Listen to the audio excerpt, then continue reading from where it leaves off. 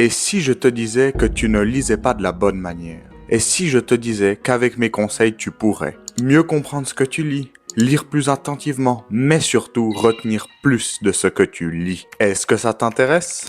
Mon premier conseil, c'est adopte une bonne posture de lecture. Comment tu lis, c'est tout autant important que ce que tu lis. Tu peux lire de tellement de manières différentes. Que ce soit assis sur une chaise, posé dans un fauteuil, couché dans ton lit, ou même, si t'es un peu fou, tu peux lire debout. Il y a tellement de choix que ça devient compliqué de choisir. Personnellement, ça faisait des années et des années que je lisais couché. Je lisais tous les soirs mon livre de chevet que je lisais juste avant de dormir. J'ai lu des dizaines et des dizaines de livres comme ça, jusqu'à qu'un jour, un pote se moque de moi parce que je lisais couché. Et du coup, je lui avais répondu, bah ouais, je lis couché. Mais toi, tu lis comment? Il m'a dit, je lis assis et je prends des notes sur ce que je lis. Et sa réponse a tout de suite fait écho en moi. Je me suis dit, mais ouais, c'est comme ça qu'il faut que je lise. Donc, ne fais pas comme moi. Lis assis et prends des notes de ce que tu lis environ tous les chapitres. Car si tu commences à résumer chaque page que tu lis, tu vas voir qu'à la fin ton résumé s'avérera être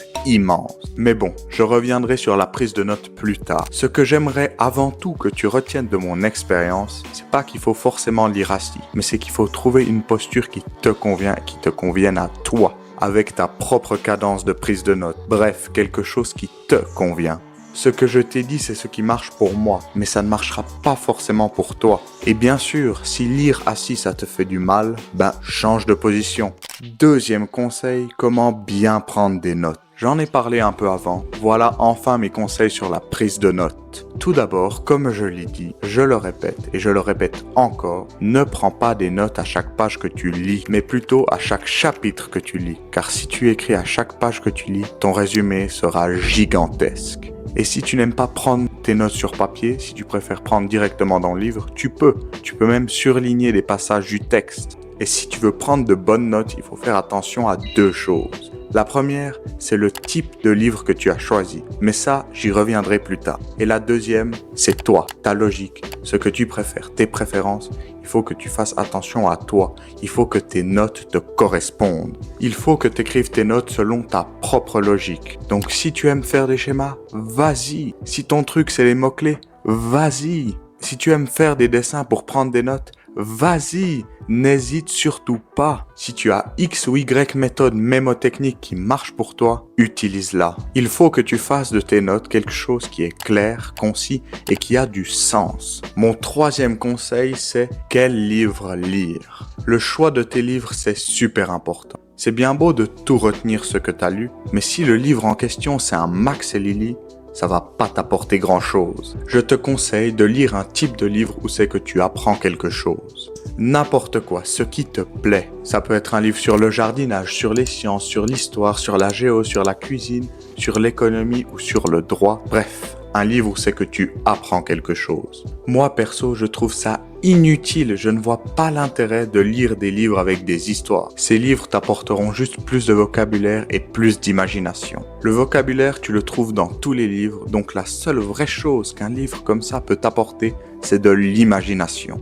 Et quand bien même, si tu veux vraiment développer ton imagination, vaut mieux écrire des histoires que les lire. Alors qu'un livre qui t'apprend, ça développe ton savoir, ton esprit critique, ta logique et plein d'autres choses encore. Bref, lis un livre qui t'apporte du savoir, peu importe dans quoi. Mon quatrième conseil, c'est comment prendre l'habitude de lire. Depuis avant, je t'ai expliqué comment lire, mais je ne t'ai pas encore expliqué comment prendre l'habitude de lire, ni même comment faire entrer cette habitude dans ton planning. Déjà, il faut que tu sois motivé à lire au quotidien. Ce qui est beaucoup plus facile si tu as besoin d'apprendre quelque chose que tu vas utiliser tous les jours. Mais ça, j'y reviendrai plus tard. Il faut que tu fasses de la lecture une de tes priorités. Si tu n'es pas encore motivé à le faire, voici quelques raisons de le faire.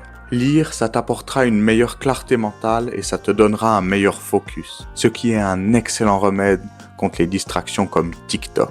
La prochaine fois que tu voudras prendre ton tel pour scroller comme un débile, réfléchis-y et lis un livre à la place. Lire, ça t'apportera également plus de logique et un meilleur esprit critique. Comme tu mets plus d'énergie sur ce que tu lis plutôt que sur TikTok, du coup, tu vas plus analyser les infos que tu reçois. et ça améliorera ton esprit critique. Pour ce qui est de la logique, tu vas la développer naturellement en lisant. La lecture, ça t'apportera aussi un meilleur savoir, un plus grand savoir, un savoir plus vaste. Ben oui, ce que tu lis, c'est du savoir en plus.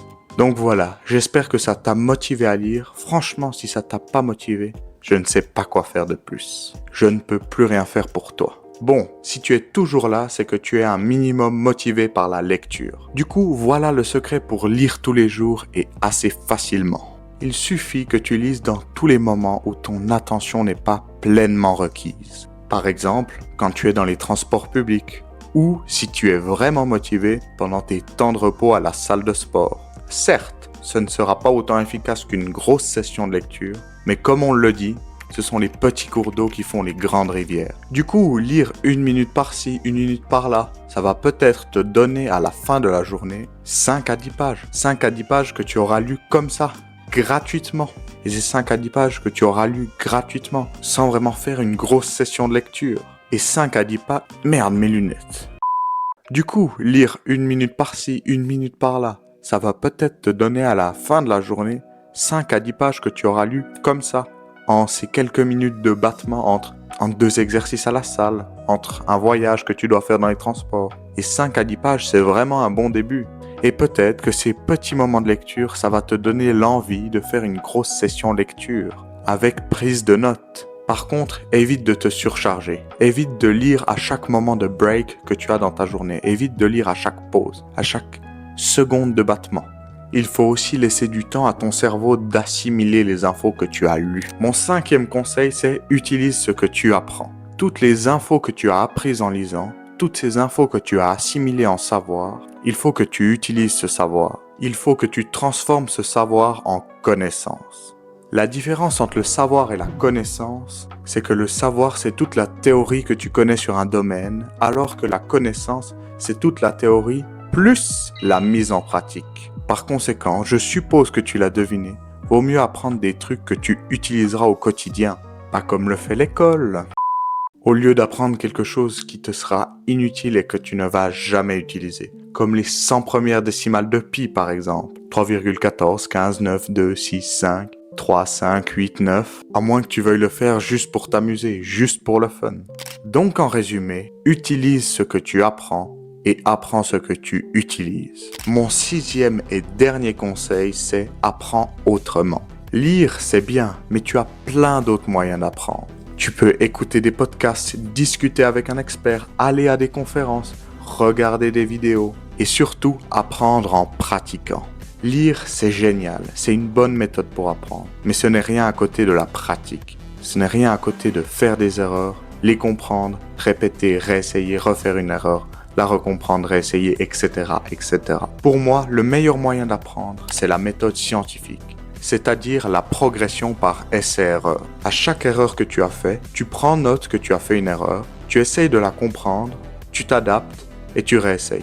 Et tu recommences ça autant de fois qu'il le faut. En conclusion, pour bien lire et retenir un max de ce que tu lis, il faut que tu lises dans une posture adéquate, idéalement assis. Que tu prennes des notes à chaque fin de chapitre, que tu lises des livres qui vont t'apprendre quelque chose, que tu prennes l'habitude de lire, que tu utilises ce que tu apprends dans les livres, mais aussi que tu apprennes via d'autres moyens, que tu apprennes via des podcasts, via des conférences, via des discussions avec des experts, via des vidéos, mais surtout par la pratique.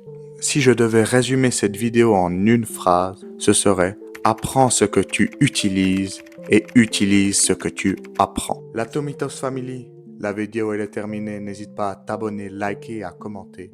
Moi je vous dis ciao, c'était Tom Bezak.